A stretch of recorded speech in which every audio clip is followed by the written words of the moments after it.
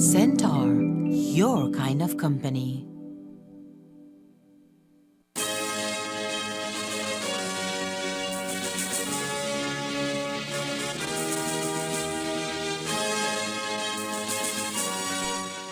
Tonight on CTV3 News, man drowns following shootout in Corozal near the Pueblo Nuevo ferry.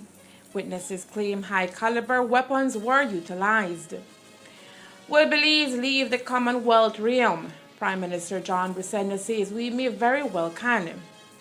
We bring you more of the controversial issue of Haitians arriving in Belize. And moves are made to build a better living structure for Alicia Flores and her 3 kids. These are some of the stories we have for you tonight in our newscast for Thursday, May 4th, 2023.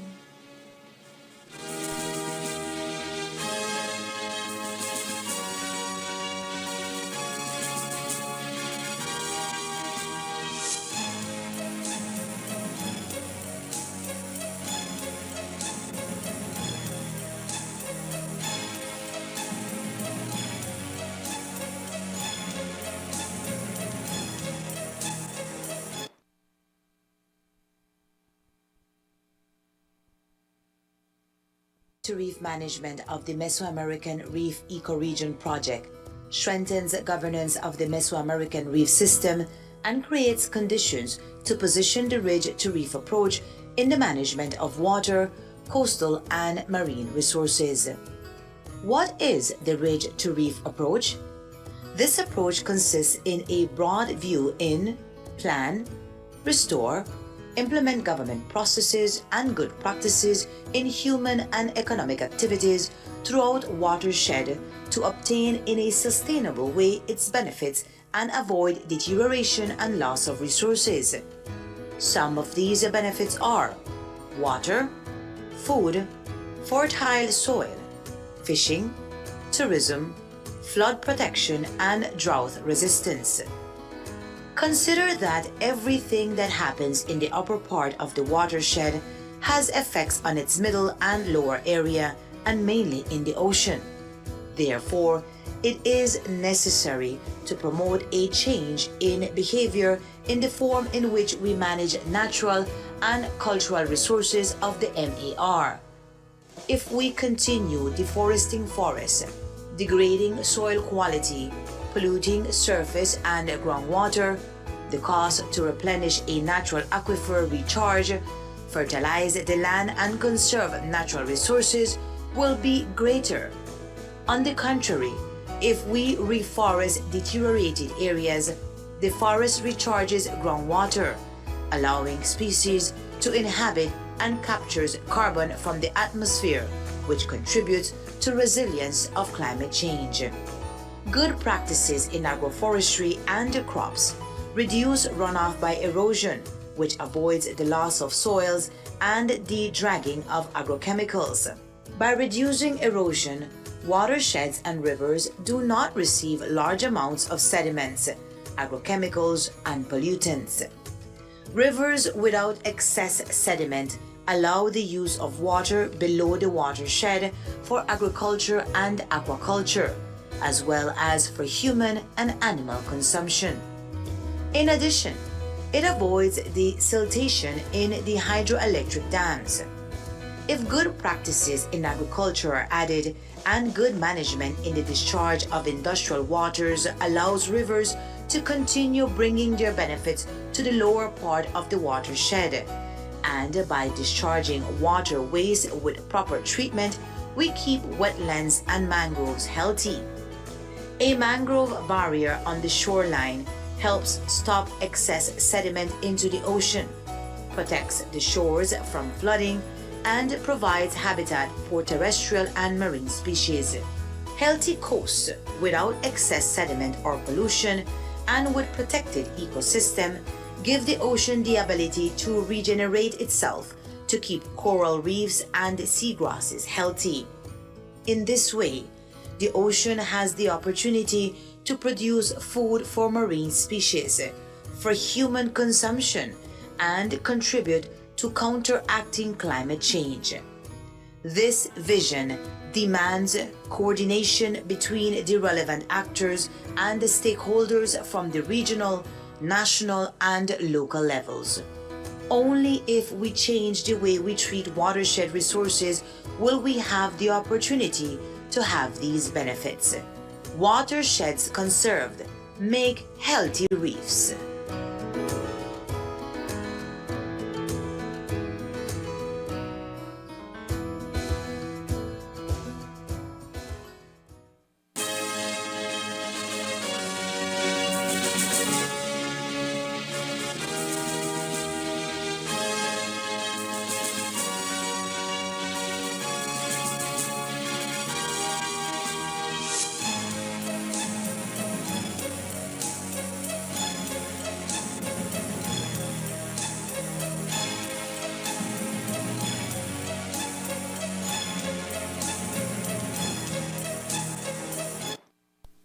Good evening with your news, also simulcast on Fiesta FM 106.7. I am Joanna Rodriguez. One man is tonight dead following a shootout in the Corozal district. The victim, though, was not fatally wounded by the bullets that were released from what witnesses say were high-caliber weapons. The male individual lost his life trying to escape from his attackers by jumping into the new river that flows along the Pueblo Nuevo ferry in the Corozal and drowned. When we arrived at the scene this afternoon, persons who were in the area waiting to catch ferry when the shootout played out were still in shock and refused to speak to us. The family of the drowned victim was also in the area but was unwilling to comment. Here is how it all played out. While there is no official report as yet from the police department or the Coast Guard, who were also called into the scene, our news team understands that a pursuit ensued on the dirt road that leads to the Pueblo Nuevo ferry coming from Progreso Village towards Corozal. We understand that a blue Ford Escape was chasing a white GMC SUV when suddenly the GMC jumped the line at the ferry and made a U-turn after realizing that the ferry was on the other side. It seems the driver of the GMC had all intents to return towards the area of Progreso Village, but that is when two male persons dressed in regular clothing, yet concealing their identity with a handkerchief, came out of the Ford Escape, dashed in front of the GMC, and pointed what appeared to be machine guns at the two passengers inside the vehicle. At that time, witnesses claimed the sound of gunshots seemed never-ending. As much as 30 rounds were released from the weapons, claim witnesses, all of them aimed at the passengers of the GMC. We are told that as the shots were being fired, one of the passengers of the GMC exited the vehicle and jumped into the New River. This prompted the shooters to aim at him, and while it has not been confirmed, witnesses claim he was injured by one of the bullets. This amateur video circulating over social media shows the victim trying to swim across the river, and as he does so, he goes down several times, but resurfaces and then he disappears into the dark waters. By that time, both vehicles had left the area heading towards Orange Walk Town via the San Esteban Road, where a police checkpoint had already been set up. Meanwhile, the Coast Guards combed the river in hopes of recovering the body of the male individual, and they did so at around 3:25 p.m. As you can see, the body was carted away in the pan of the police pickup truck to the Corozal Community Hospital. As for the other passenger in the GMC and those of the Ford Escape, we are told one driver has been detained. This picture, presumed to be that of the GMC involved in the shootout, shows that it received as much as 10 shots on the windshield and one on the front passenger window, which we are told are bulletproof. We are told the drowned victim is from Corozal, and while we have a name, we will withhold until police release official information. The upcoming coronation of Charles and his wife Camilla as the next king and queen of the United Kingdom and other Commonwealth realms, including Belize, is undoubtedly expected to dominate international news over the next coming days. The official ceremony is expected to take place on Saturday, May 6th in London, amidst high-ranking dignitaries from around the world, including Belize's Governor-General Dame Fraila Zalam. Now, while the coronation of King Charles is the talk of the century at this time, Belize is also raising waves as it continues to call on the UK for reparation for the atrocities of slavery. In 2021, the Bresen administration passed a parliamentary resolution as the government took on the commitment to seek repatriation from the UK, quote, on behalf of the former slaves and their descendants of Belize, unquote. Prime Minister John Bresen was recently interviewed by The Guardian, a British daily newspaper. He was asked if Belize would be next to leave the Commonwealth realm. He answered, "I think the chance is quite high, it's quite likely."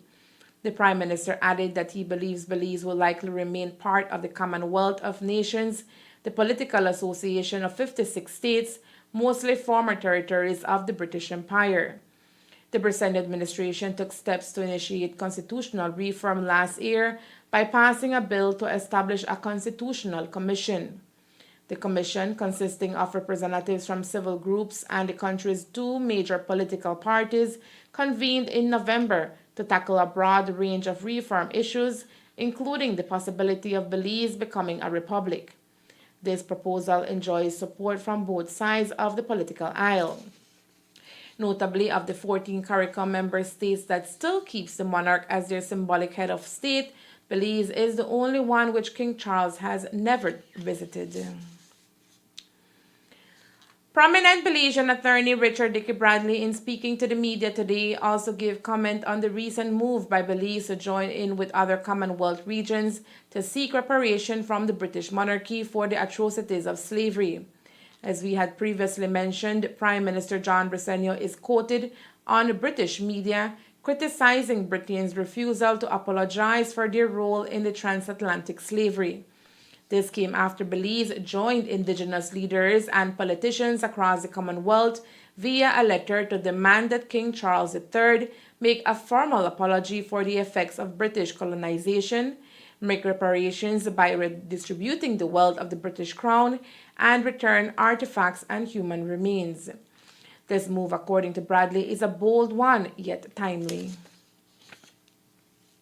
Well, you have seen, and I have seen the British Guardian today, where this is excuse me, let me read this again. In the British Guardian, they are reporting that the indigenous peoples in the whole Commonwealth, which has 56 nations, have written a letter to the new King of Britain. That is the correct terminology. Queen Elizabeth's son, who finally will become king, I think, on the 12th or some couple of days from now. They have actually written a letter to him, asking him to apologize, because he is now the king of the country, which was one of the colonial nations at a time when they exploited human beings and when they were able to get rotten rich off the backs of peoples in other countries. The Subonis and the Arawaks and those people who lived in the Caribbean are no more because the European colonizers came in and they killed them out. They wanted to get the riches of the region. So they have written a letter, and guess what? When I'm looking at the list of who all signed the letter, there is beloved Belize signed a letter telling the king, calling on the king to apologize for what his forefathers and foremothers and his country did to our people. It's no coincidence that the Mayas are living in the bush in Punta Gorda, in Toledo. They were fleeing from these people, otherwise they would have been forced into slavery. And so they have called on King Charles to apologize. They have called on King Charles to do reparations. So that was quite a surprise that Belize has stood up along with the indigenous peoples of the region and the Commonwealth to call on the king. It's a bold move, by the way. I don't think the king can apologize, and I don't think he can pay no money. He's just a figurehead in Britain, but it's a timely move. It's symbolic and significant in the sense that the world is changing rapidly around us. America wants everybody to help her in the war against Russia so she can weaken her enemies, but Africa is not with that war, nor is India, and of course not China, no? And Belize We leave it there. We will leave it there. Other signatories to the letter titled Apology, Reparation, and Repatriation of Artifacts and Remains include representatives of Antigua and Barbuda, New Zealand, Australia, the Bahamas, Canada, Grenada, Jamaica, Papua New Guinea, St. Kitts and Nevis, St. Lucia, and St. Vincent and the Grenadines. The controversial issue of Haitian nationals arriving in Belize before being smuggled or trafficked downward to the United States continues to raise serious concerns. A few weeks ago, the government announced its decision to implement a visa requirement for Haitian nationals coming to Belize. Most recently, the United Nations High Commission of Refugees called on countries in the Americas to refrain from the deportation of Haitian migrants. While the Minister of Immigration has gone on record saying that Belize is not engaged in those practices and the new immigration regulations is a simple response to the human trafficking issue being faced, today Belizean attorney Dickie Bradley says he has witnessed the signaling out of Haitians in our country in recent weeks. We in the Caribbean region have let down Haiti for a long time, and it continues. And now, in 2023, it's probably the worst it has ever been, if that is possible, with the country of Haiti, in that there is almost a total breakdown of law and order. They are killing police by the dozens.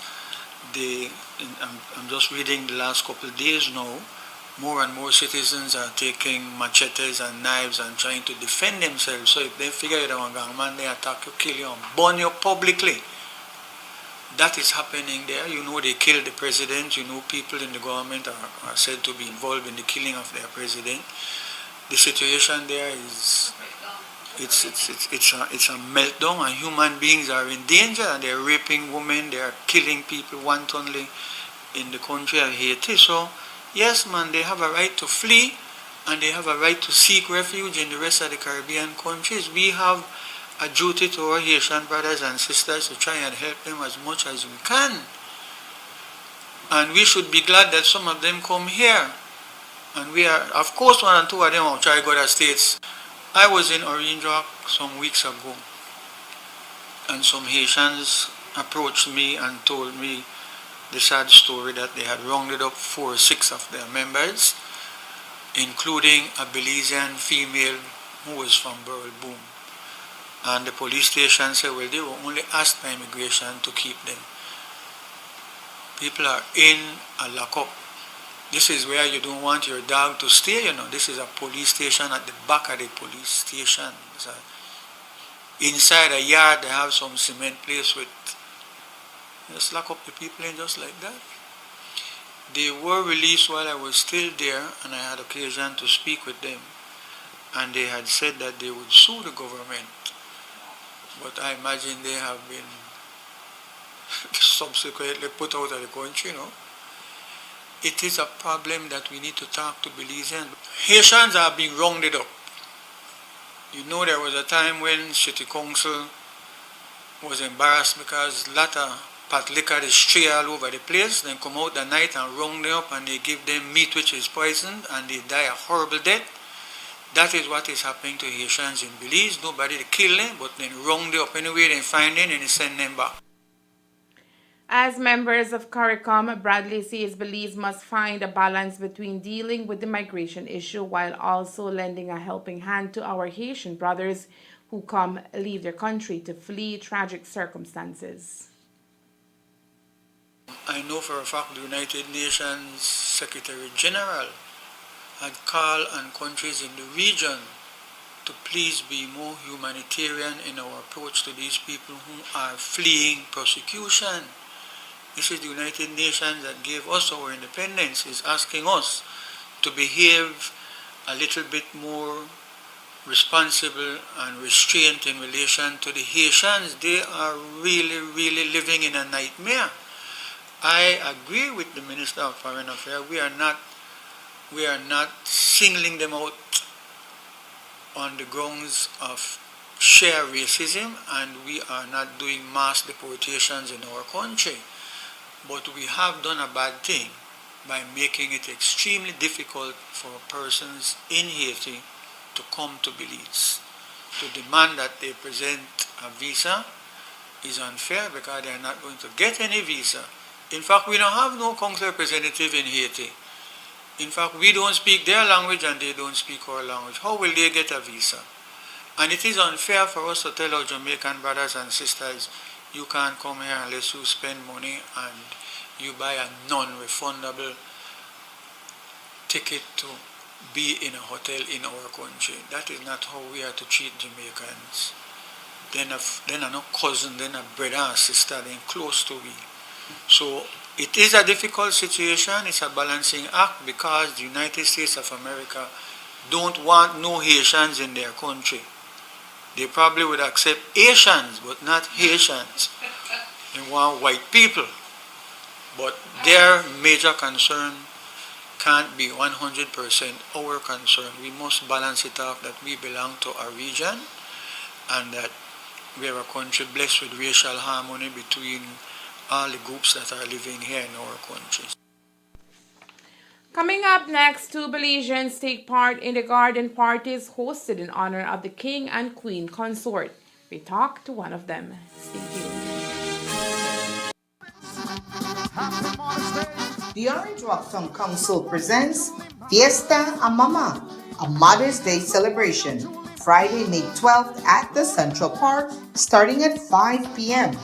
Activities begin with the celebration of the Holy Mass, followed by games, prizes, and surprises. After all the games and giveaways, dance the night away with Gil Harry 7. Make it a date and bring Mom out to celebrate.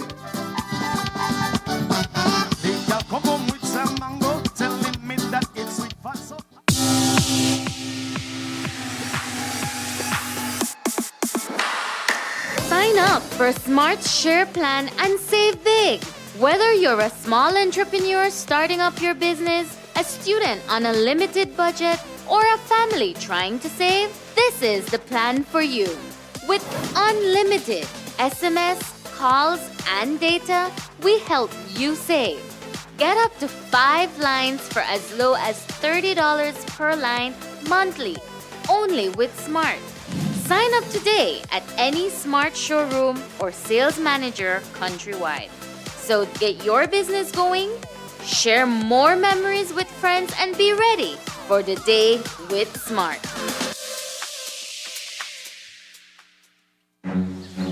Come on!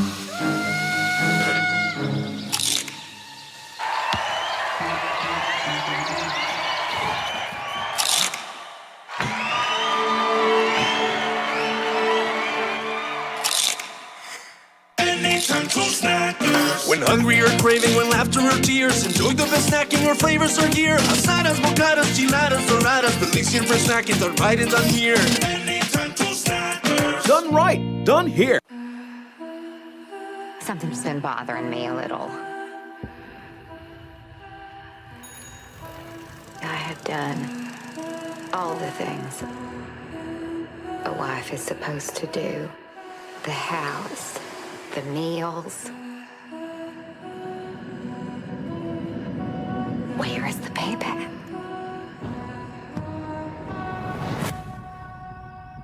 I'm very attracted to you. Oh. Would you be interested in having an affair?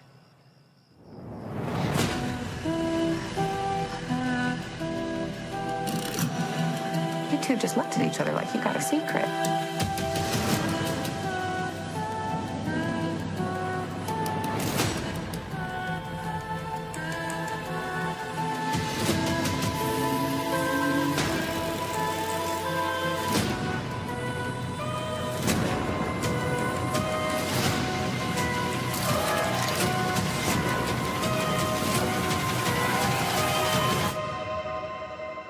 I just don't want anybody to get hurt.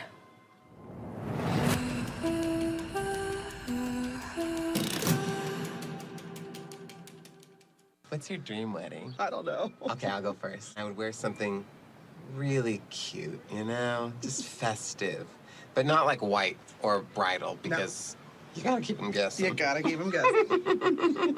And I would walk down the aisle to the song Gloria by Laura Branigan. And of course, in my childhood, I dreamed that I would fly her in to sing it. But now, I have you. Oh, Joel, you can't touch Brannigan. You can touch Branigan. No Barbara, no Judy, no Brannigan. Come on. Gloria, Gloria, Oh. I think they've got your number. Gloria, I think they've got the alias. Gloria, that you've been living under, but you really don't remember. Was it something that they said? All the voices in your head calling Gloria. Shake 'em, Gloria, Gloria. I think they got your number, Gloria.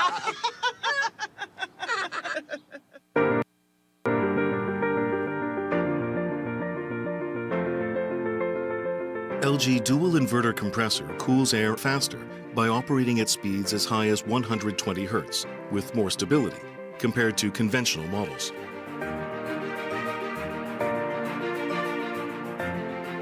It also saves up to 70% more energy by operating at speeds as low as 10 Hz with more stability.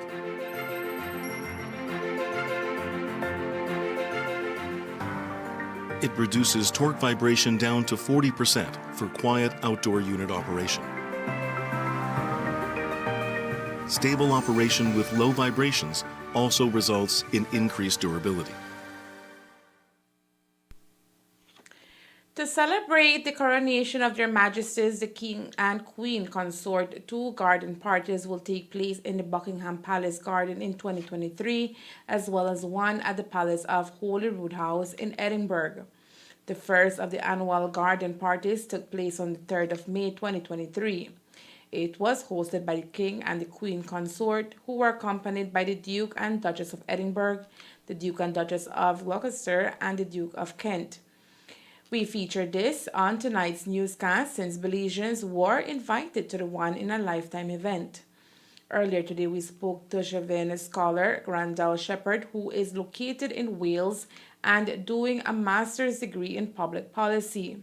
He told us about how his experience as he took part in the garden party with his comrade, who's also a Chevian scholar, Edgar Correa.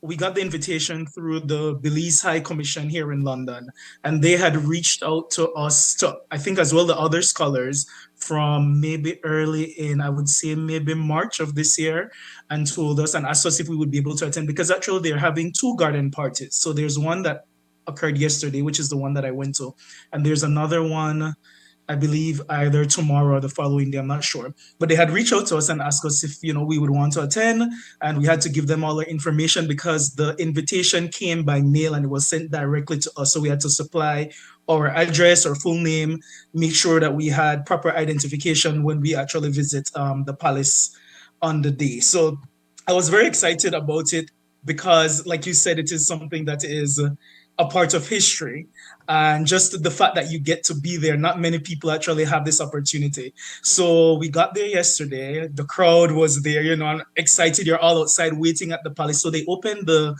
party, the garden party started at 4 o'clock. It started at 4, but the gates were open at 3.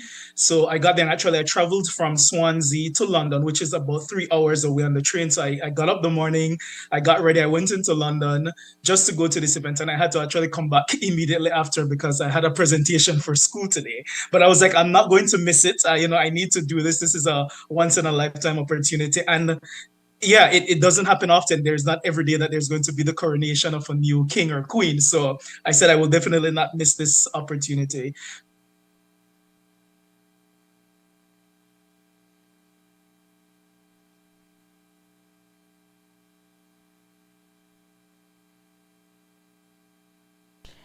Established during the reign of Queen Victoria, garden parties are an important way for members of the royal family to speak to a broad range of people from all walks of life, all of whom have made a positive impact in their community. For Shepherd, he is astounded that King Charles III stopped and briefly exchanged words with him. What we don't see from the pictures that have been shared so far of us being there is that we actually spoke to the king. So this was the good part. He actually came up to us. So we were standing there, and what they did, you had the force that came out and they did the pomp and circumstance and they're marching and everyone kind of lined up and formed like a pathway that the king would have walked through. And then the dignitaries were basically in front of us. So when I saw the line forming, I told the other Belizean, Edgar, I said, let's stand in this line. I said, because if at least we're there, we're going to be able to see when he walks by and maybe get a good picture. And so we stood there. The line started forming from about maybe 3:30, and they're not coming out for until 4 o'clock. So we're there like, this is going to be a bit of a wait, but hey, we're here and we're just going to hold our ground. So we're just there standing, and I saw him coming, and I started taking pictures, video. I was like, all right, this is pretty cool. And then he proceeded to walk in front of us. And as he got in front of us, he stopped and he turned to us and he shook our hands. So this hand, we actually we exchanged a handshake. And then he simply asked what part of the UK, where did we come from? And so I explained to him that I'm from Swansea. There was another chiefner from Jamaica that was with us. He is situated in London. And then we told him that we're chiefners, and he was very excited about that. And he said, well, we must be smart individuals because to get a chiefning is not easy. And then he said that, he really looks forward to hearing what we do in the future. So that was a small exchange, but nevertheless, it was an exchange, and we actually got to speak to him. So it was pretty awesome, just being there, standing there in that moment. Yeah. Following the death of Queen Elizabeth on September 8, 2022, Charles became king. Since then, King Charles III has given his first address to the nation of England, presided over a historic accession council, had calls with world leaders, and began settling into his new role as sovereign, head of the Commonwealth and supreme governor of the Church of England. On April 25th and 26th, members of the People's Constitution Commission, PCC, participated in an orientation workshop at the Best Western Belize Biltmore Plaza Hotel in Belize City. The main objective of the workshop was to orient members of the PCC with the knowledge and conceptual frameworks and provide access to additional resources on constitution making and constitutional design necessary for the Commission to be able to A. Engage constructively on the substantive issues of constitutional review in Belize in order to conduct useful deliberations and reach a consensus on constitutional reforms, and B. Engage with and educate the Belizean public so that they are able to meaningfully contribute to the constitutional reform process. Local presenters, experts, and international constitutional experts presented to and engaged with commissioners on various topics affecting their respective sectors and Belizeans in general. The first day of the workshop was divided into 4 sessions: Constitution and Democracy, Government, Good Governance and Accountability, and Human Rights. Professor Cynthia Barrow-Giles, Distinguished Senior Fellow and Professor of Constitutional Governance and Politics at the University of the West Indies Cave Hill Campus, presented on constitutions as legal, political, and social covenants, the relationship between constitutions and democracy, and recent developments in constitutional thought and practice. Day 2 of the workshop focused on the judiciary, the National Assembly, and Senate reform, and challenges and lessons on constitutional reform processes in the Caribbean. Judge Antoinette Moore presented on ensuring judicial neutrality and independence and the senior court. Accounts Honorable Carolyn Trench Sandiford, President of the Senate, presented on structures, functions, and standing orders, independence and structure of parliamentary committees and roles, and the composition of the Senate. The workshop culminated with Professor Cynthia Barrow-Giles presenting an examination of constitutional reform processes around the Caribbean, as well as challenges that have arisen and lessons that have been learned.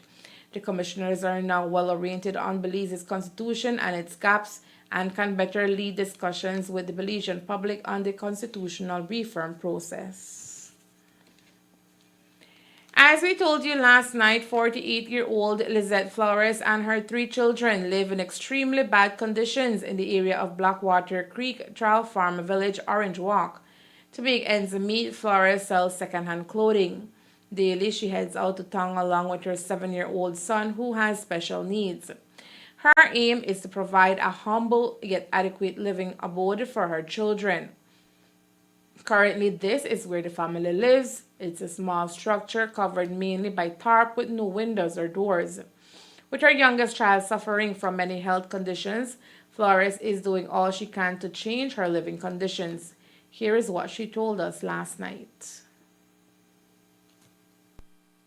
Yo estoy pidiendo al que pueda y tenga voluntad de ayudarme para terminar de hacer mi casa, porque solo he comenzado lo que ya ven esto, pero realmente se necesita pues cubrir, porque no se puede estar ahorita así, pues por mi nené, que él padece mucho pues es un nené especial y él no puede estar en estas condiciones.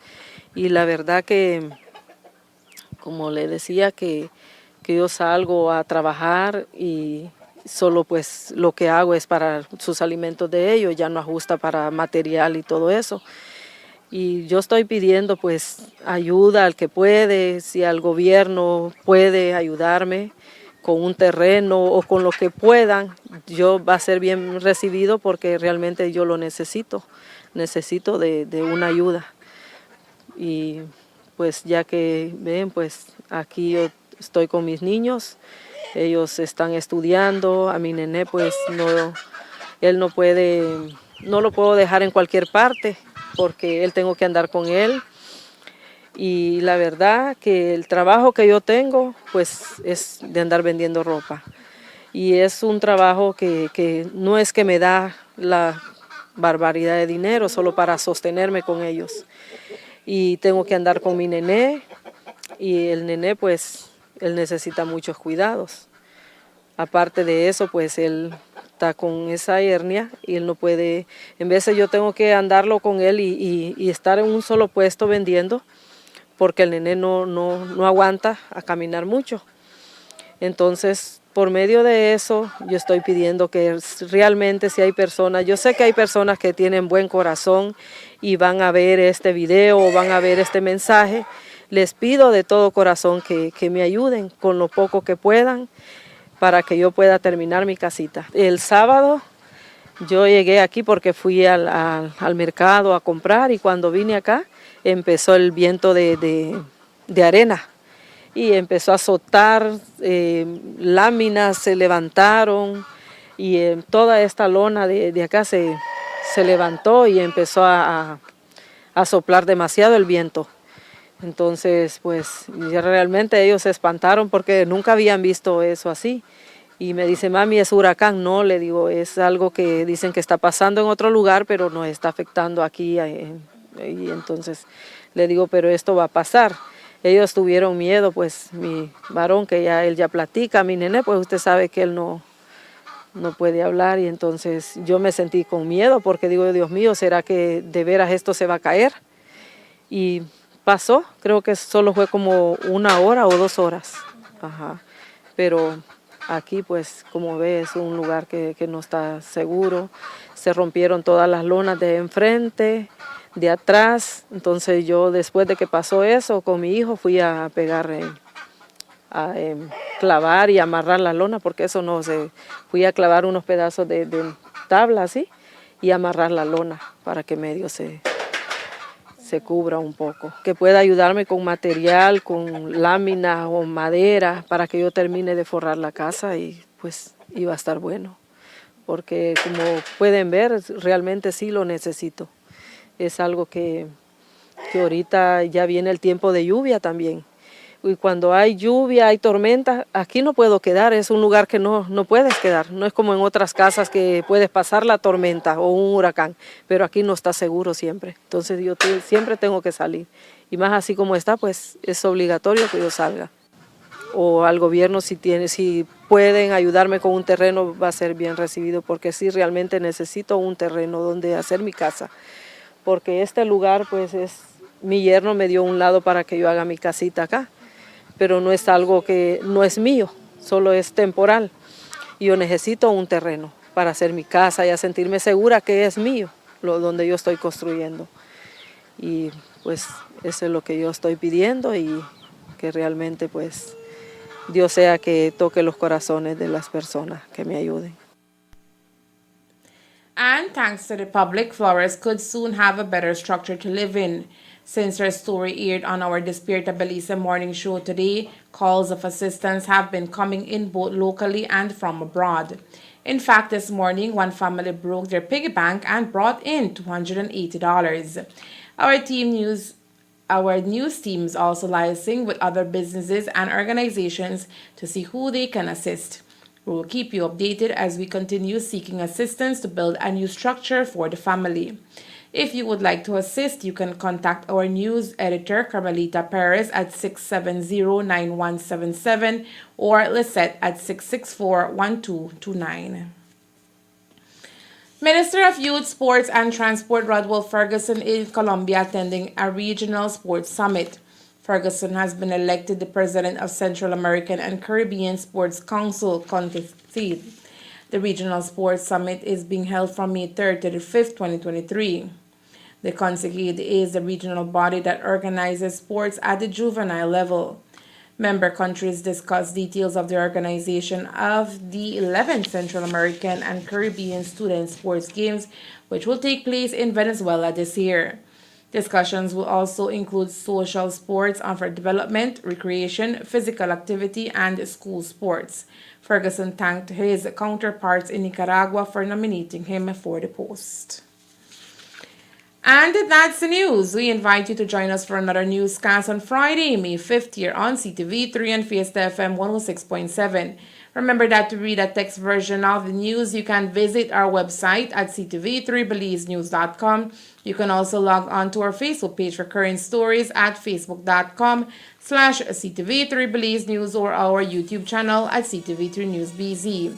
Remember to wash your hands and remain safe. From all of us here at CTV3 News, thank you for watching and listening. Good night.